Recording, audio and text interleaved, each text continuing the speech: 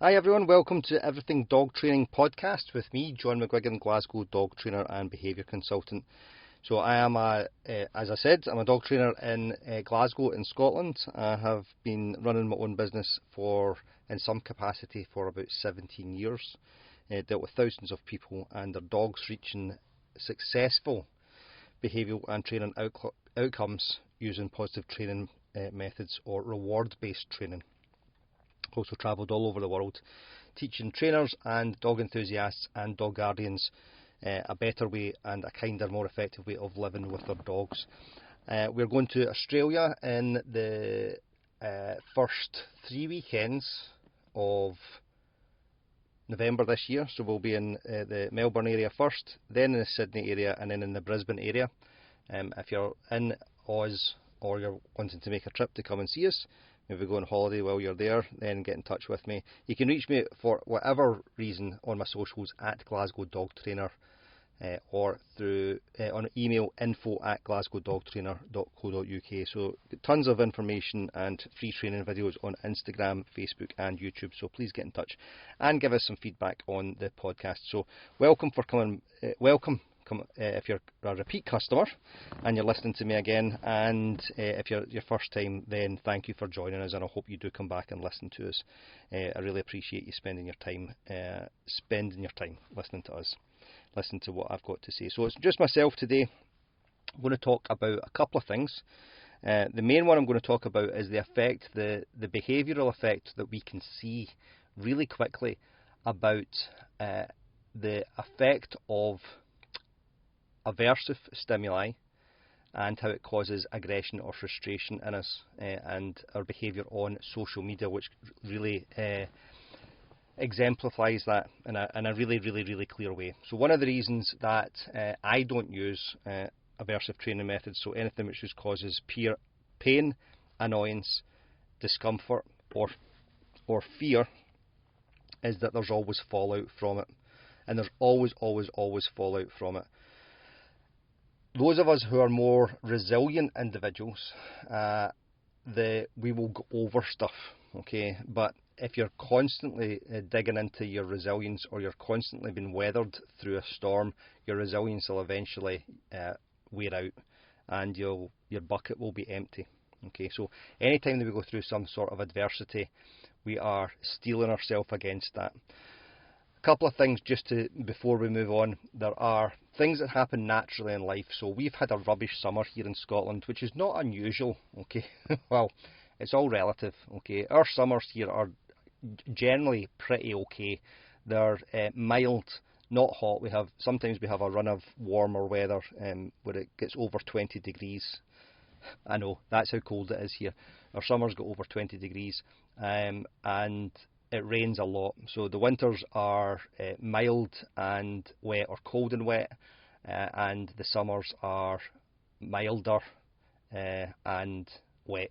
Okay, but we've had a really weird summer this summer, and it's been windy and wet, so it's felt really cold for our summer conditions. It's just been a rotten summer. Now the point of all this is that there's nothing much I can do about that. Okay, so I can get angry at the weather. Okay, but it doesn't really. I just get on with life. Okay, now I'm not delighted about the fact that I work outdoors and the weather's been as horrible as it has this summer. If somebody was to give me the same hard time as the weather has given me, I then stop liking that person. So there's fallout from that. I don't like the weather, but I can't fall out with the weather, can I?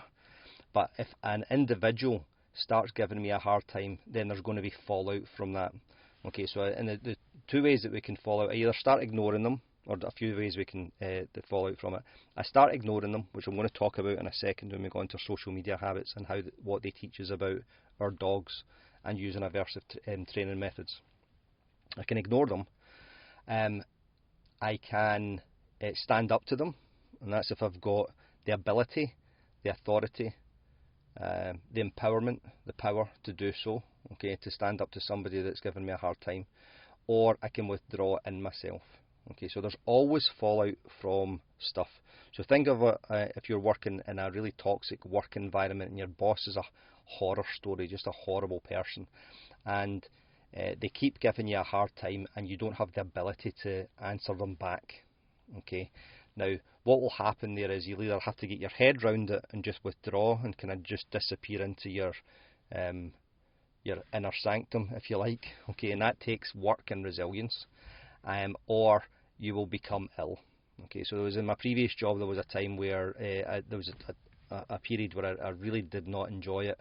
I was under a lot of stress because of the toxic work culture I was in, and the way that manifested, and I ended up getting these outbreaks of kind of rashes around my eyelids. Okay, and that was due to the stress. So basically, I had internalised the stress that I was under from the environment I was in. Okay, all right. So there's always fallout from it. Now, what can also happen, or what does happen, is the fallout's not always immediate. So that example of people going postal, you've heard that expression, or you've maybe heard that expression, and I think it's down to some guy that basically had a massive mental break in the States, and I think it was in a postal office, and went in and shot a whole bunch of people. So that kind of going postal expression, it's become ingrained in our culture. That happens when people snap, so he's had enough. Okay, now, if you were to look at that person and say, why did he go postal, it's probably because of the drip feed of toxicity in his life. Okay, and that might not just be in work. The work might be the last thing that's done it. So this is what can happen when dogs kind of snap out of the blue. Okay, so there's always fallout. There's always fallout, whether we can see it or not. But there's always fallout from being subjected to harsh treatment or harsh conditions. How much fallout is there depends, again, on a variety of factors which I've kind of bounced off the surface of. So I've been running my Facebook page at Glasgow Dog Trainer, or Glasgow Dog Trainer on Facebook for a while now, and Instagram more recently.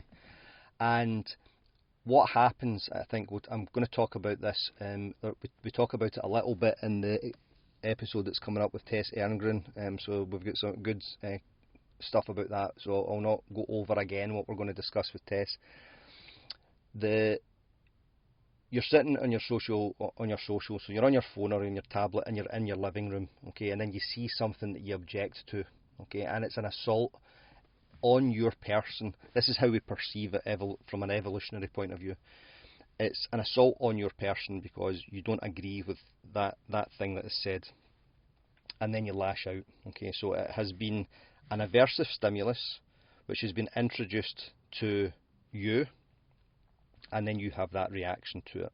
Okay, so I see this happen, and it happens a lot, and it took me a long time to get my head around it when I was running my Facebook page, because if you've been following me on Facebook for a while, I don't shy away from speaking out against pain and fear-based training. So I don't use prong collars, shock collars, slip leads, rattle cans, or anything like that, choke chains.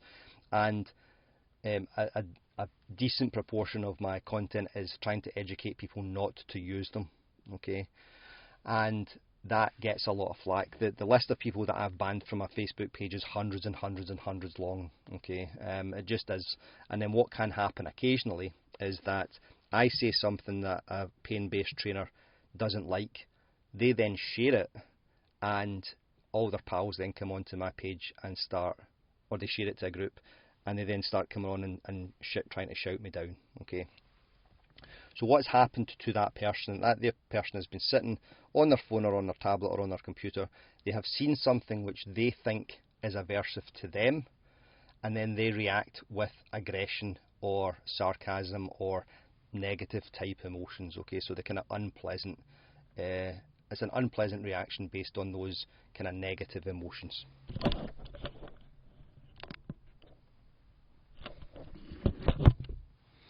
Okay, so they'll come on and they'll say something. So they'll either be, and I'm well versed at this. The purpose of this, the function of this podcast is to show how this relates to our dogs. Okay, so there's fallout from it, and it's just a really, really stark example of of this principle in action. Okay, and I'm not just griping about people on Facebook. I'm trying to illustrate. It's a perfect illustration of it. Okay, so I'll go through what happens from then, and we'll look at a couple of behavioural principles or laws. So each behaviour has a function. Okay, so the function of your behaviour of listening to this podcast just now could be education. Okay, it could be entertainment. It could be alleviating boredom. So that's 3, or it could be all 3 of those, or an element of all 3 of those. So if say you're sitting in a waiting room waiting for the dentist and you're listening to me just now, so you've got pain in your ears just now and you're about to get pain in the dentist chair in a few minutes time, alright, but you're passing the time, okay, so you're potentially alleviating boredom, or you might be distracting yourself from something else that's going on in your life, okay, so there's a number of functions from that, okay. The function of me doing this podcast, maybe to entertain you, but that's not the primary function. That's probably just the side effect. Education is a big one, and to promote and expand my business. That's the other one. Okay, so as the more my podcast grows, hopefully I'll get sponsorship or people listen to it and buy my online courses. Okay. Alright, so the function of your behaviour of listening to this and the function of my behaviour of doing this. I'm sitting in the car just now, and I usually sit in my bedroom. However, there's works going on outside my bedroom, and I went into the car on the other side of the building, and where it's quiet and it's warm because the car's been sitting in the sun all day. Okay, so the function of my behaviour of coming into the car to record this podcast is to get away from the noisy roadworks outside on the street, and to access warmth or escape cold, because the windows have been open in the house or in my flat during the day because it's been trying to get some fresh air in. Okay, so you see how each behaviour has a function, and each and every behaviour has a function. Okay, so if your dog does something, if you correct your dog on a metal collar or on a shock collar, and the dog lashes out at you, okay, so directs aggression towards you because you've hurt them or we have hurt them, then the function of that behaviour from the dog is to get you to stop hurting them. And then the function of your behaviour of hurting them is to get them to stop doing the behaviour which immediately preceded what they were doing before you pressed the button on the shock collar or corrected them on the metal collar. Okay, and on and on and on and on through till we die. Okay, so we've got the function of behaviour. What then happens is if we're doing a behaviour, the next thing we've got 4 contingencies and then a 5th non-contingency. So every behaviour that we do is to try and access something. It's to affect change in the environment for our benefit. That's why we have behaviour, to affect change in the environment for our benefit. As an example, I come into the car, sitting outside at the back of my building, and the benefit I have is a quiet recording environment, which is also warm. Okay, so I affected changing my environment by moving to access quietness and warmth. Okay, so to affect change in the environment for our benefit, and we either move towards or away from. We move towards good things. We act to stop good things from stopping or ending. We move away from bad things, or we act to escape. So escaping and avoiding bad things. Okay, so it's either avoiding it before it happens, or if it's happening, escaping it. Okay, so we've got escape avoidance contingency. So we've got basically a carrot and a stick. Okay, let's not get hit by a stick. If we're getting hit by the stick, move so that we're not getting hit by the stick. Access the carrot, and then behave so that the eating carrot behaviours continue. Okay, and then the 5th one, the non-contingency, if you like, is extinction, where there's no effect of our behaviour, there's no environmental change. Okay, and that's an example of that would be you press the button for the lift. Okay, so you press the button for the lift and nothing happens. Okay, the lift doesn't come, and then you get frustrated, which happens with extinction, and you press the button several times, boom, boom, boom, boom, boom. Okay, to try and get the lift to come. Okay, and then you get frustrated. you maybe punch the lift door, or you kick it, or you go, oh God, and then you take the stairs. Okay, so anytime that we're going through an extinction burst or extinction related behaviour, when our behaviour, there's no consequence, it's zero consequence, okay, frustration still occurs. Okay, and when we get frustrated, we can then get angry, and then when we get angry, we can then start becoming aggressive again. So that's the fallout of these things.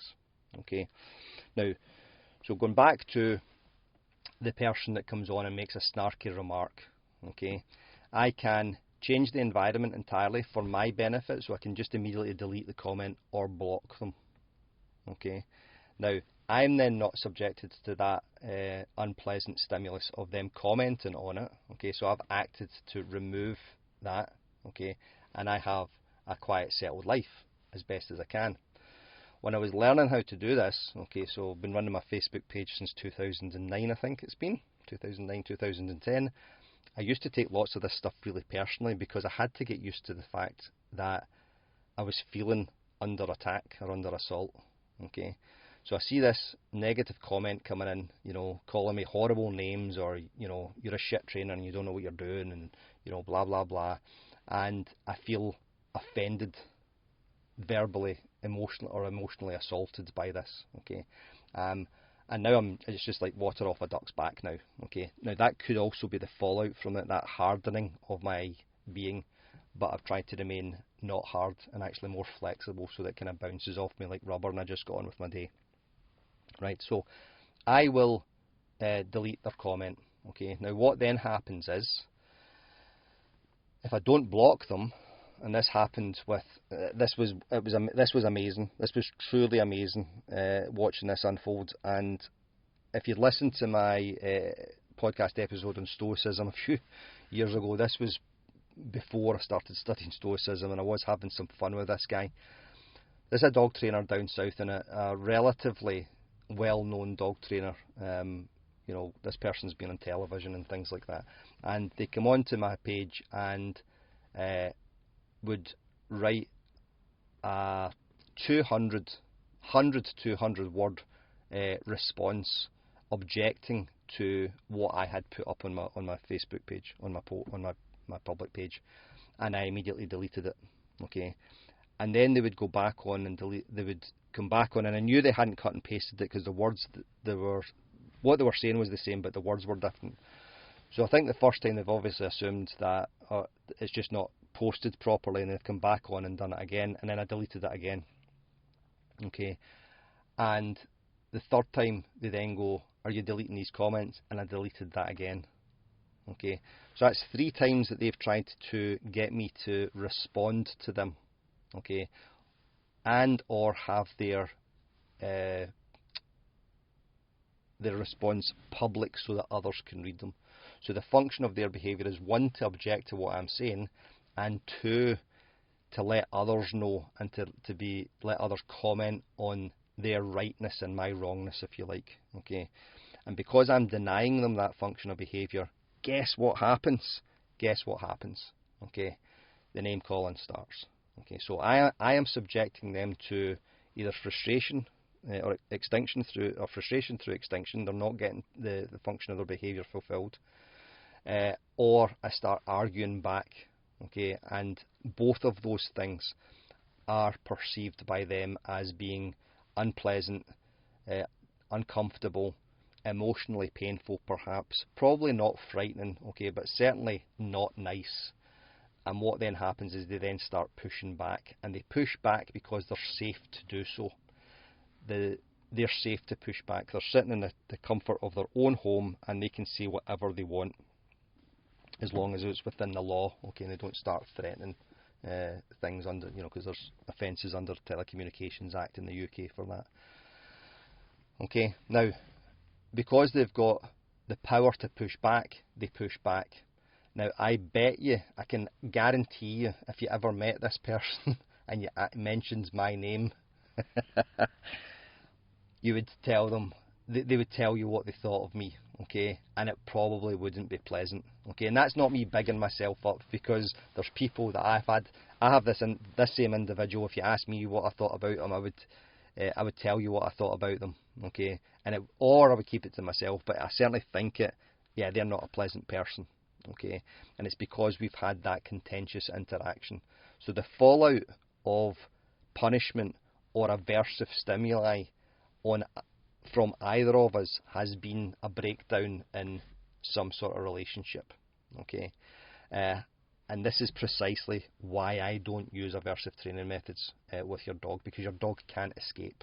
So this person can leave, okay? They can leave the interaction. They can decide they don't want to interact with me anymore, or I can leave, and I can leave by blocking them, which is ultimately what I did, okay?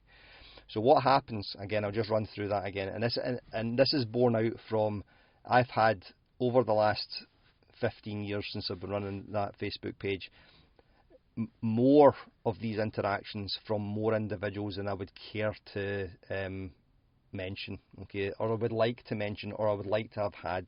I'd rather not have had these interactions with people, but it's a really clear example of use aversive methods, okay, this is the fallout that you get from it, and it's so clear, okay. Their behaviour undergoes an extinction process, and or we start lumping behaviour start lumping aversive stimuli, okay, aversive consequences on them, and they start going, I don't like that. And what they do is they then start becoming aggressive, okay, and it's verbally aggressive or whatever. Okay, so the next thing that happens, and this happens less and less, and it generally happens from people that are, there's something going on with them emotionally or psychologically that they feel compelled to do this. So I would block them. This happens, and it's happened rarely, but it's happened often enough that I want to comment on it. If I block them and don't listen to them, I've had people then phoning me, so they go onto my website and get my phone number, they phone me, or they'll email me, because what they're then saying is, you will listen to me, okay? So what they're doing is, they're acting, and they're finding new ways to get the function of that behaviour met, okay? And that's what your dog will do, okay? So we start lumping aversive training methods onto your dog, okay, and the dog will then still want to escape or avoid, and they will keep escaping or avoiding until they've realised that nothing works, and then they start becoming shut down or getting into a state of learned helplessness where they just go, nothing's working anymore, okay. But if you were to ask that person again what they thought about me going through all that, I would imagine that they've got something unpleasant to say about me if they wanted to say it. And this isn't just me. I don't think I'm the centre of the universe over this. I'm sure this is not unique to me. I'm sure there's loads of people that have gone through this. And you also see this with people who are, it's like stalking behaviours, that they won't let people alone, okay. So functional behaviour is not getting met. Okay, so just to recap that before we move on, you've got they're trying to be heard, so the function of their behaviour is, you will listen to me, I will be heard on this, okay.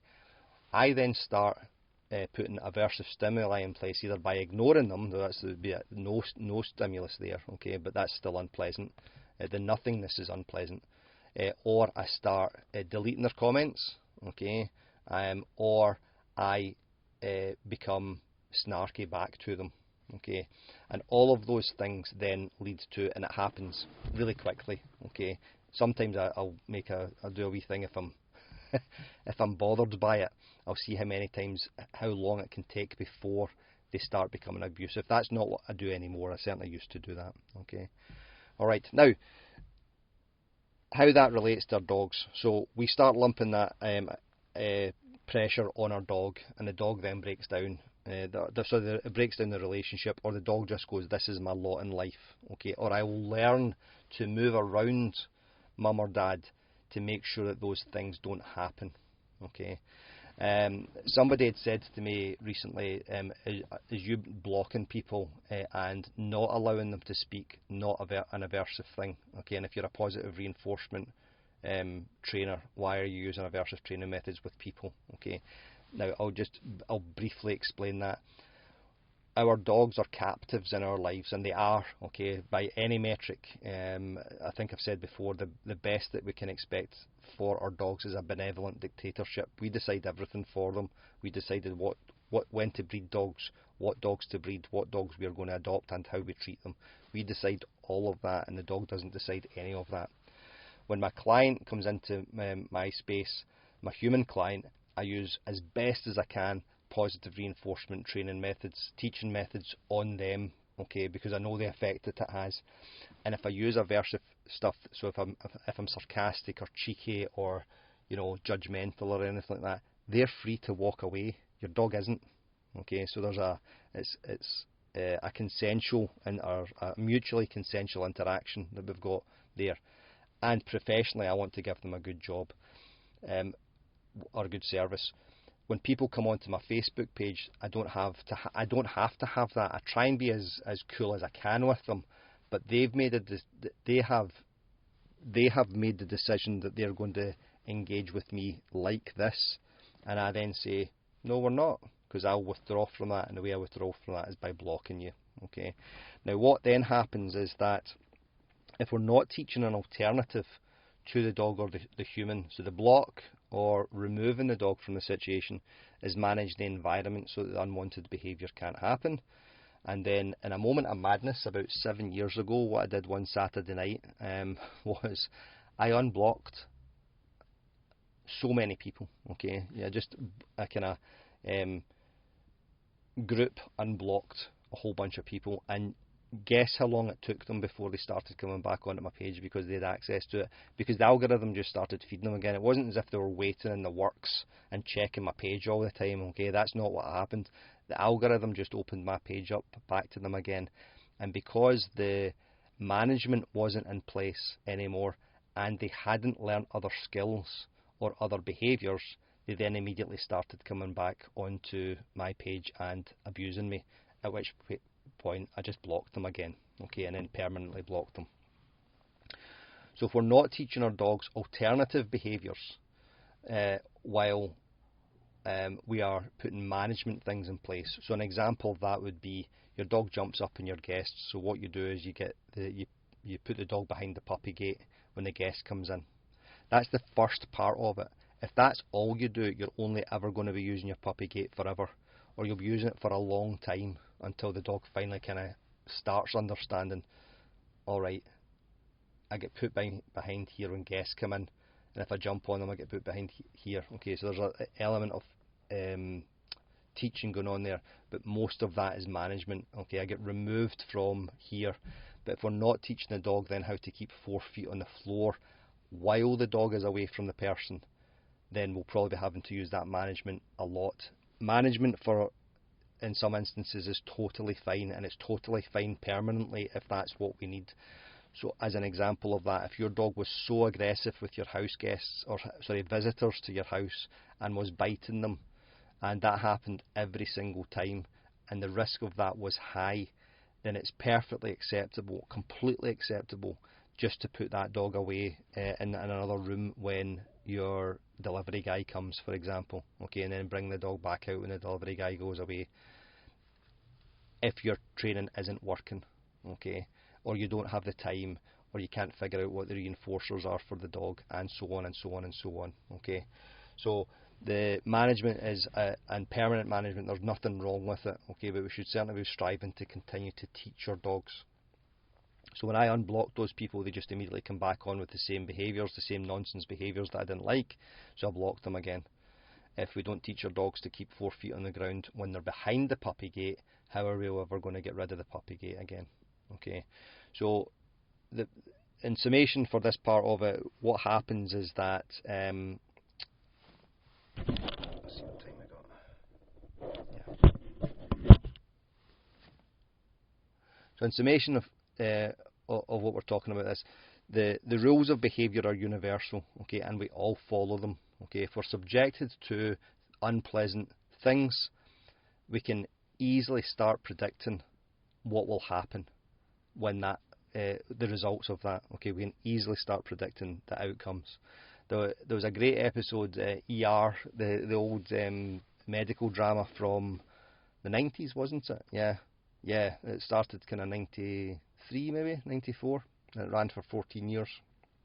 And there was a great clip in it where one of the nurses was treating a psychology professor, I think, as best I can, and he's sitting and he'd been assaulted.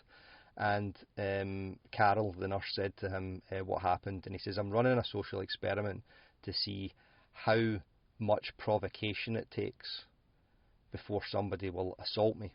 Okay, so if we break that down in behavioural terms, I'm going to see how much aversion or unpleasant, painful, or fearful stimuli I have to subject another person to before they react aggressively. Okay, so that's what the experiment was. So he was going out into the street and antagonising strangers until they reacted to him, and he was measuring how long before they got violent towards him. And she said, "That's a bit foolish. Do you not think so?" And so the conversation goes on, and then he says to her, "Are you a nurse because you couldn't be a doctor?" Right? And she jabs him really hard with the needle, at which point he goes, "Ah!" And then he gets his clipboard out and writes something down in the clipboard. Okay? So he'd set her up for this.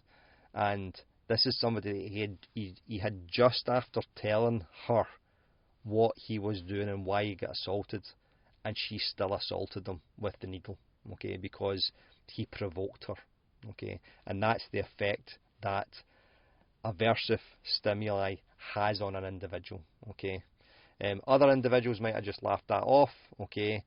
Somebody else that was a bit more switched on, less tired, less hungry, less stressed, whatever, might have said, "I see what you've done there, okay, you're trying to provoke me." And the likelihood is he'd have gone back in with another few in order to try and provoke further. Okay.